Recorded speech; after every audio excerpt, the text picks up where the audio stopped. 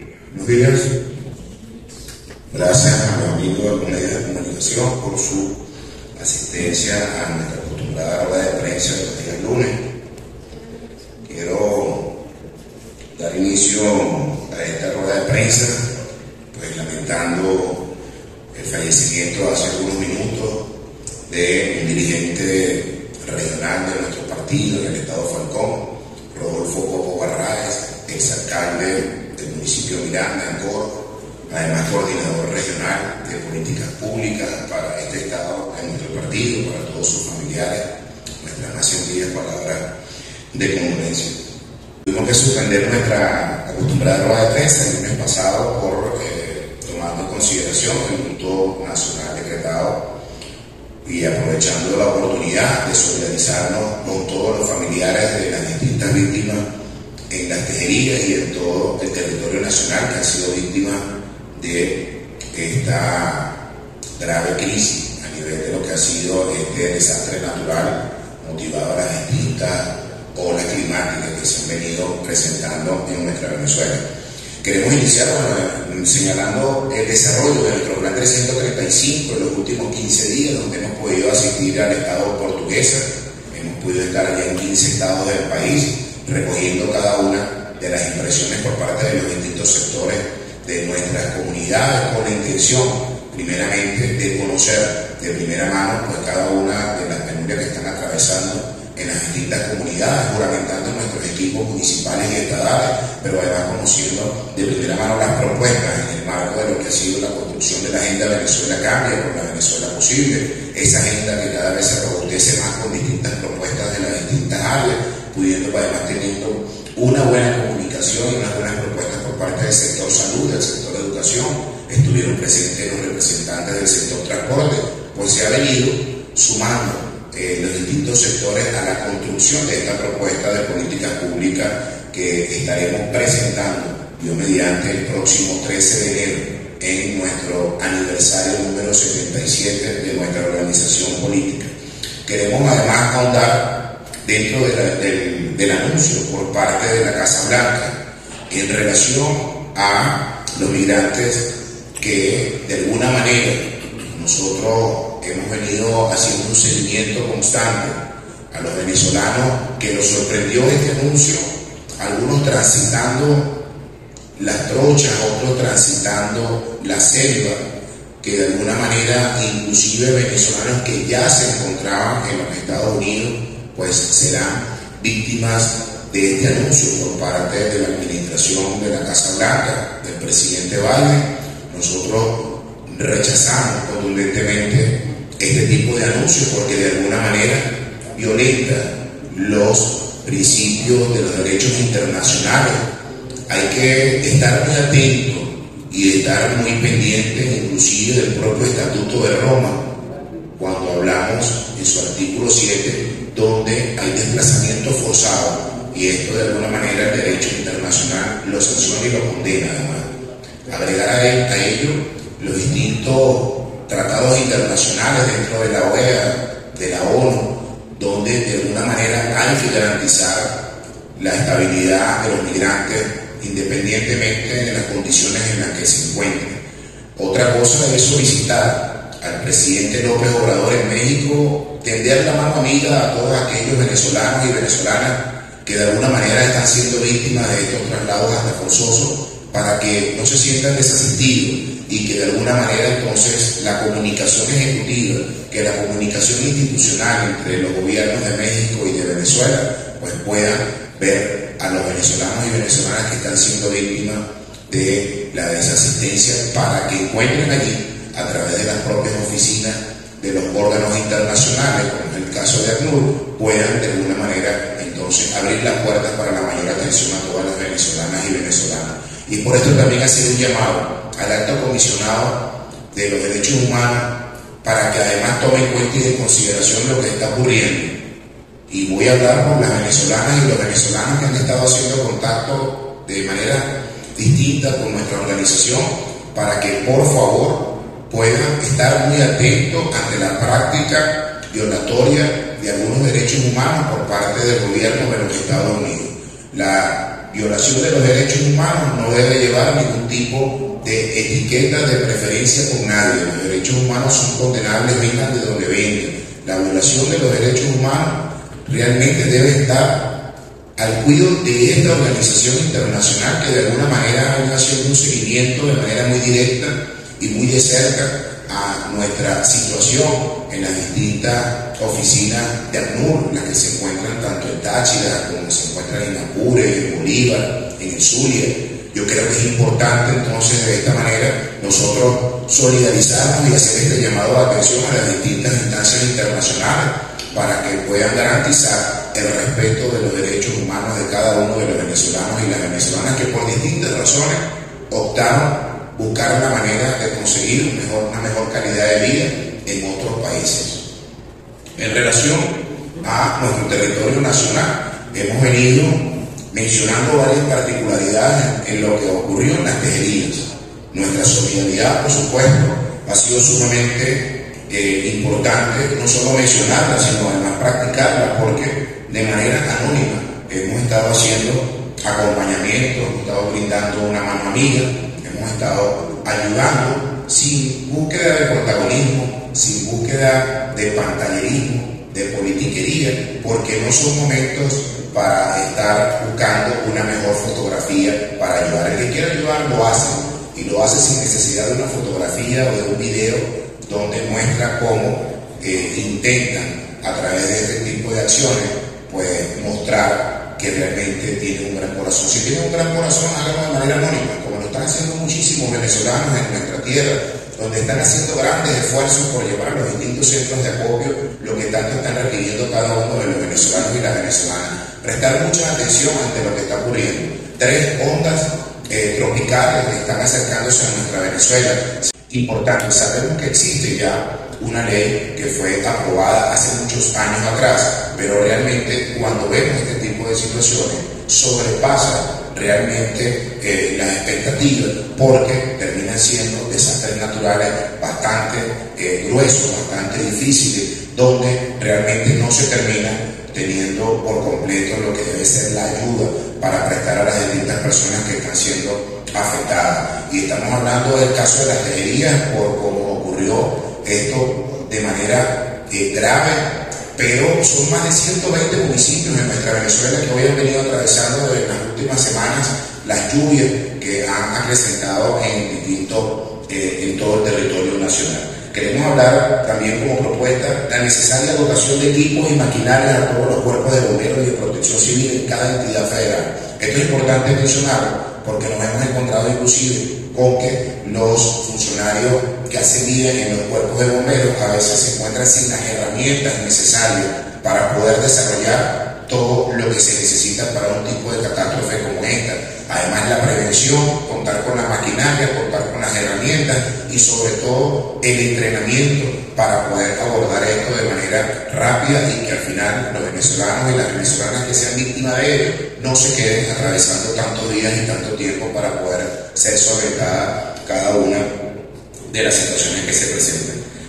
Les mencionaba el caso de los refugios. Es importante un levantamiento y la presentación de un proyecto de refugio en todo el territorio nacional para este tipo de eventos naturales que se puedan presentar en todo el país. Ese mecanismo de levantamiento de los refugios es tomando la previsión ante lo que pueda ocurrir en una tragedia como esta, para que tengan ya los órganos de seguridad, los distintos cuerpos de bomberos, de protección civil y las distintas instancias municipales y regionales un plan para desarrollar al momento que se pueda presentar este tipo de desastres. Y por último, evitar la construcción de viviendas en los territorios más vulnerables. Y hablábamos de eso, de empezar ya a hacer una evaluación de todo el territorio nacional, donde se encuentren los ríos, las quebradas, que sean propensas a sufrir este tipo de desastre natural. Empezar a trabajar en una política habitacional que realmente termine beneficiando a las personas que se encuentran más vulnerables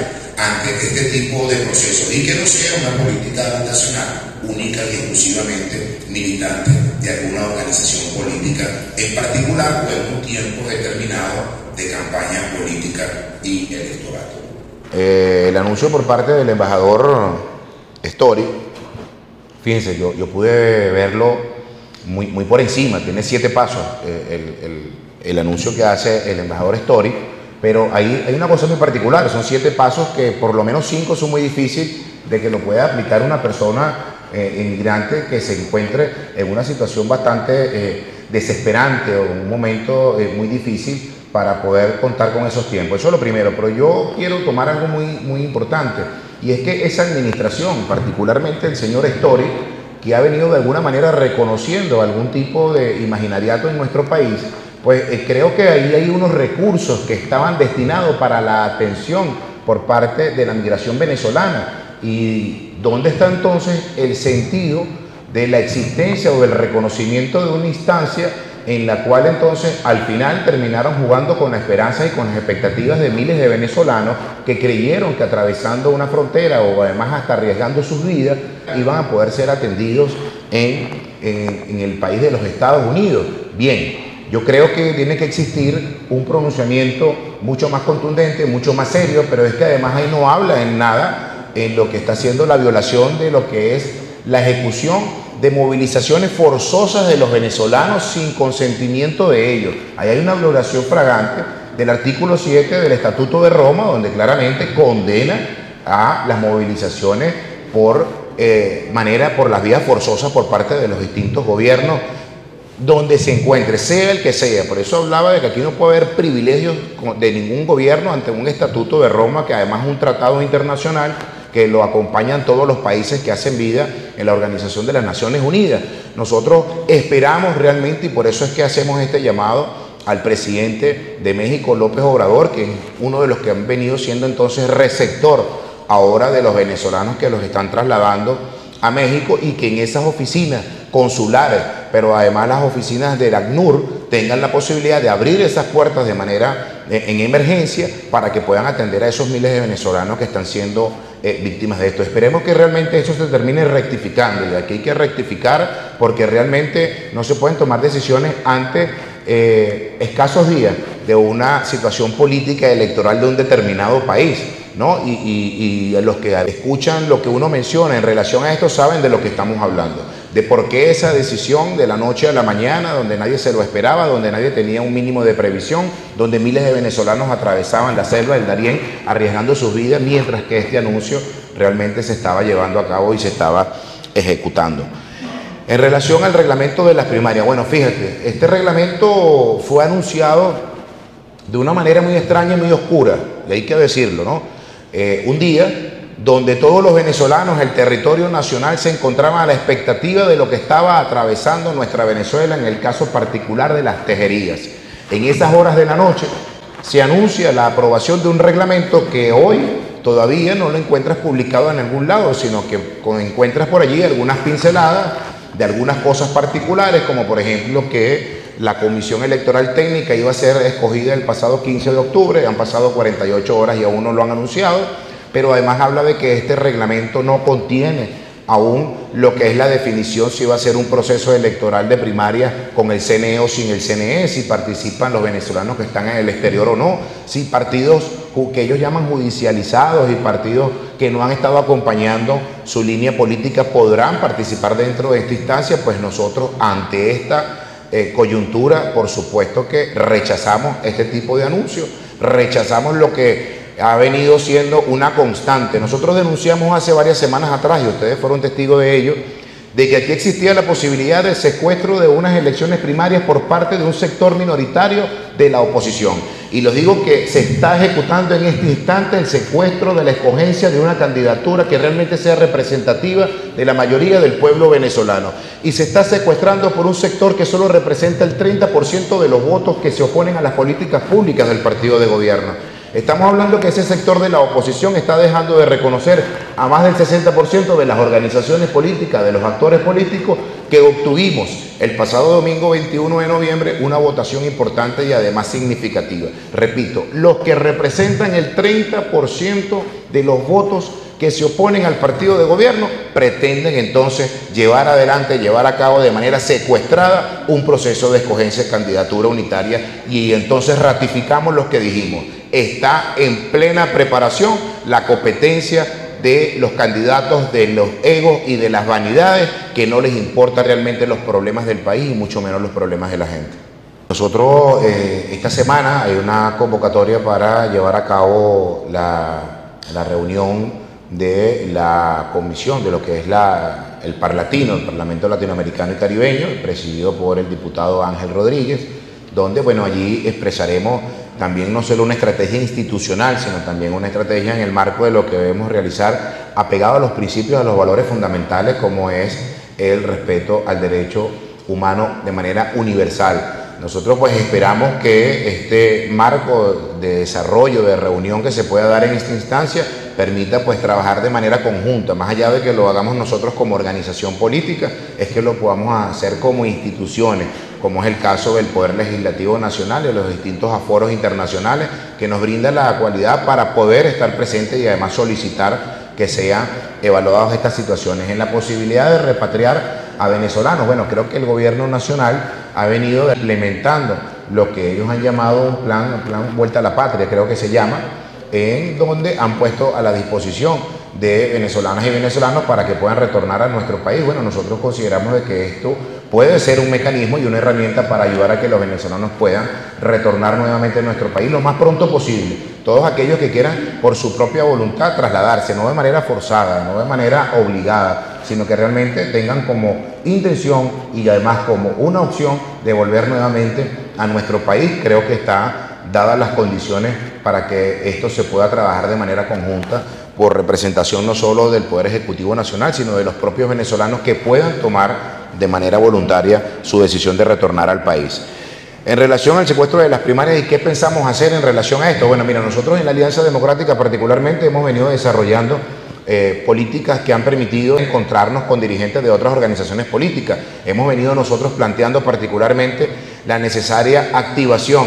del llamado a la incorporación de aquellas organizaciones políticas que han sido denominados los no alineados, que son los que no forman parte de la plataforma unitaria, no forman parte de la Alianza Democrática, para que podamos iniciar reuniones y discusiones en relación a la búsqueda de mecanismos de escogencia. En la Alianza Democrática particularmente te puedo decir que ya se tomó una decisión que en lo que queda de este año 2022 no existirá anuncio de un candidato abanderado de la Alianza Democrática. Hay precandidaturas que ya ustedes la han podido ir conociendo, como es el caso del diputado José Brito, del diputado Bernabé Gutiérrez, del señor Leocenis García, y vendrán seguramente otras candidaturas que se irán presentando. Hemos venido hablando de la necesidad de que más tardar en el primer trimestre del año 2023 tengamos esa metodología de escogencia, pero que sea además con la participación de los distintos sectores y factores que no fueron incluidos en la toma de la decisión de este reglamento para esas supuestas elecciones primarias, y que podamos entonces entre todos